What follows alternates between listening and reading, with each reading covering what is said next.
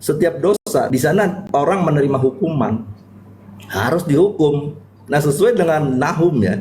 Nahum 1 ayat 3 dikatakan Tuhan itu panjang sabar dan besar kuasa, tetapi ia tidak sekali-kali membebaskan dari hukuman orang yang bersalah. Orang yang bersalah pasti kena hukum, nggak mungkin enggak. Nah, hukumannya itu ditimpakan kepada Yesus, selesai gitu. Jadi makanya ada substitusi di dalam, kalau kita mulai dari Efesus 2 ayat 15 ini, di sini ada kaitannya langsung ke Kolose 2 ayat 14 dengan menghapuskan surat hutang yang oleh ketentuan-ketentuan hukum mendakwa dan mengancam kita, dan itu ditiadakannya dengan memakukannya pada kayu salib.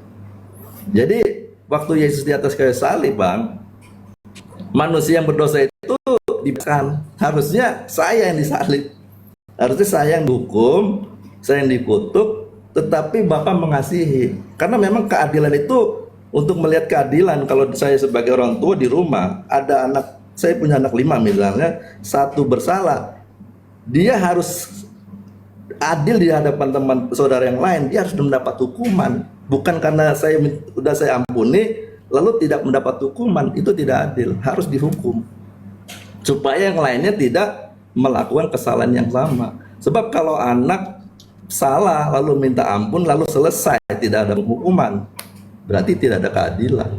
Keadilannya jadi keadilan yang kompromi. Nah, jadi kedatangan Yesus itu menggantikan posisi manusia yang dikatakan di dalam Mazmur 14 itu, semua manusia itu telah berbuat jahat dan tidak ada yang mencari Tuhan. Semuanya bersalah, Bang. Jadi kalau semua orang telah bersalah, kalau ditegakkan di Hezkiel 18 ayat 20, semuanya mati.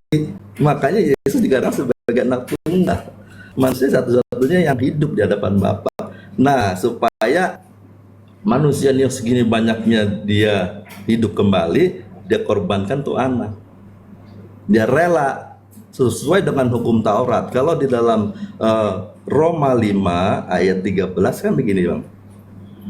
Sebab sebelum hukum Taurat ada, telah ada dosa di dunia. Tetapi dosa itu tidak diperhitungkan kalau tidak ada hukum Taurat. Nah, sekarang sudah ada hukum Taurat, waktu zamannya itu diberikan hukum Taurat. Nah, sehingga dapat diperhitungkan dosa itu. Nah, dengan jalan ini, bangsa yang sudah diberi hukum Taurat aja tidak mampu melaksanakan hukum itu. Dia bersalah. Makanya kan ada hukum yang tertulis. Hukum ini harus digenapi, Bang. Ada yang bersalah, tetapi tidak ada yang menanggungnya. Yesus menanggungnya, Bang. Sehingga hukum itu bisa diselesaikan, dinyatakan sudah ada penggantinya. Ya udah, hukum ini selesai, sudah tidak efektif lagi. Sama ibaratnya kalau waktu zaman pandemi, Bang Zuma, waktu itu pemerintah mengeluarkan hukum aturan setiap orang harus memakai masker. Nah, kalau kedapatan orang tidak pakai masker, dia kena hukuman. Tetapi setelah hukum itu dibatalkan, orang mau pakai masker boleh, mau nggak pakai masker juga nggak masalah. Itu tinggal tergantung manfaat dari setiap orang. Wah, kalau keluar ini ada debu, ya pakailah masker. Wah, saya sakit, supaya tidak menularkan orang, pakai masker. Atau saya lihat ada orang sakit, waduh, saya pakai masker supaya tidak ketular. Ada manfaatnya di sana. Demikian juga dengan yang masalah sunat, masalah puasa, itu boleh-boleh aja, itu baik, nggak salah. Tetapi sudah ada terjadi perubahan hukum. Makanya di Roma 10 ayat 4, Kristus kegenapan hukum Taurat. Jadi berubah, Bang. Tadinya hukum yang ditulis di atas 2 loh batu itu, yang dikatakan dalam Yohanes 1 ayat 17, sebab hukum Taurat diberikan oleh Musa, tetapi kasih karunia dan kebenaran datang oleh Yesus. Nah, itu maksudnya Musa hanya mencatat hukum di atas kertas, Bang.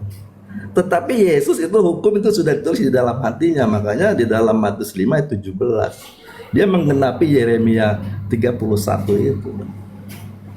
Ya, demikian dulu, Bang. Lanjut. Oke. Kenapa cerita panjang ini tidak dijadikan sebagai materi ahli Taurat, mahkamah agama, imam kepala pada saat mereka berunding membunuh Yesus? Kenapa kok muncul belakangan dari Anda? Apakah Anda lebih ahli kitab mereka daripada mereka sendiri? Kenapa mereka harus berunding dengan siasat palsu, tipu muslihat untuk membunuh Yesus? Kok Anda lebih hebat dari mereka gitu loh? Apakah saudara bisa bahasa Ibrani? Saya tidak bisa bahasa Ibrani. Ya, Tapi gini Bang. Tunggu. Kenapa keadaan yang begitu kompleks pada saat itu antara mati hidupnya Yesus? Tidak ada bahasa-bahasa seperti Anda bawa Roma, Galatia dan seterusnya. Kok nggak ada? Malah imam kepala bernubuat tahun itu. Dan nubuatannya itu ada dua sumber. Ada salah satu sumber di antara dua sumber ini yang kemungkinannya. Yang pertama dari Tuhan, yang kedua dari iblis. Coba Anda baca Yohanes 11. Mereka berunding membunuh Yesus. Kenapa nggak ada cerita-cerita seperti ini? Kok munculnya belakangan disusun rapi, seakan-akan kita ingin digiring gitu loh. Tapi nggak bisa kita tergiring. Kenapa? Karena yang mengeksekusi mati Yesus itu tidak mendasari penjelasan Anda sebagai dasar pijakan melakukan keputusan Yesus harus mati untuk itu. Kenapa jadinya Anda lebih pintar dari mereka yang punya kitab? Mereka bernubuat, maka sebagai imam besar pada tahun itu Kayafas bernubuat Yesus harus mati untuk bangsa Israel. Nggak ada itu untuk dosa waris. Nggak ada itu untuk mendamaikan dosa. Nggak ada itu cerita-cerita yang diramu belakangan untuk membuat manusia jadi malas beribadah kepada Tuhannya. Hanya sekedar untuk melampiaskan keinginan-keinginan daging sehingga hukum Tuhan dibatalkan.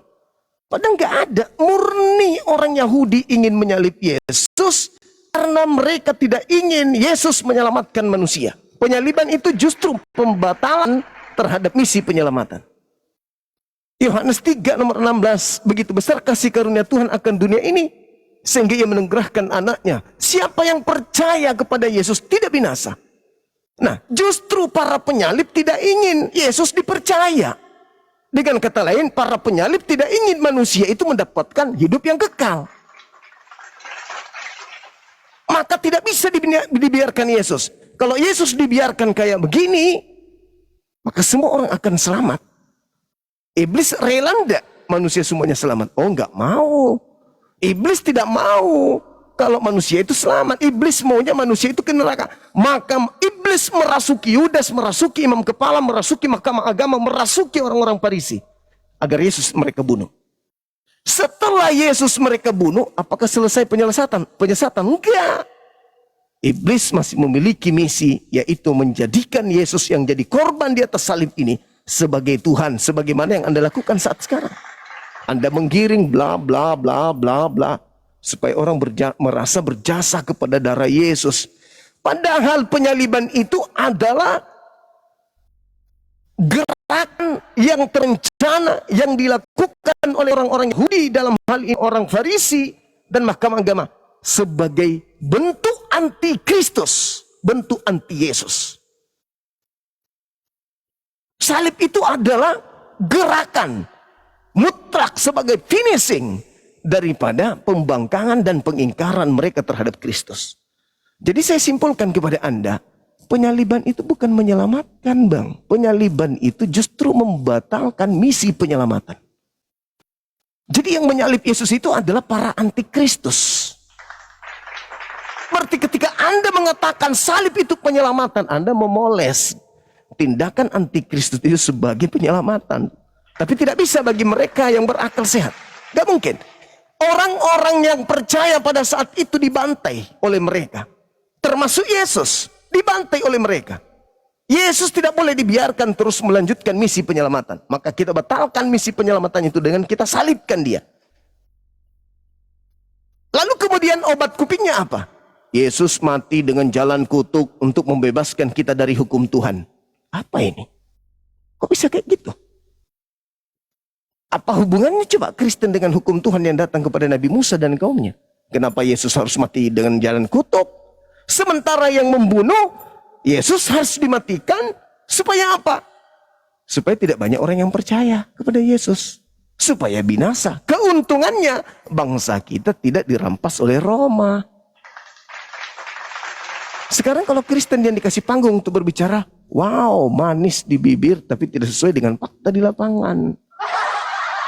Meramu, pintar meramu. Meramu data, meramu dari ayat ke ayat, disambung-sambungkan ke sana sini demi untuk ada legalitasnya bahwa penyaliban itu adalah penyelamatan. Padahal di TKP penyaliban itu, sekali lagi saya katakan, penyaliban atau salib itu adalah simbol antikristus. Titik. Seperti itu Bang, mudah-mudahan Anda paham. Makasih Saudara Cindy. Silakan. Saya mulai dari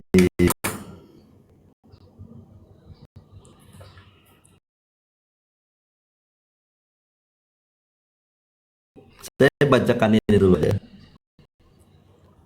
Tadi kan di dalam Yohanes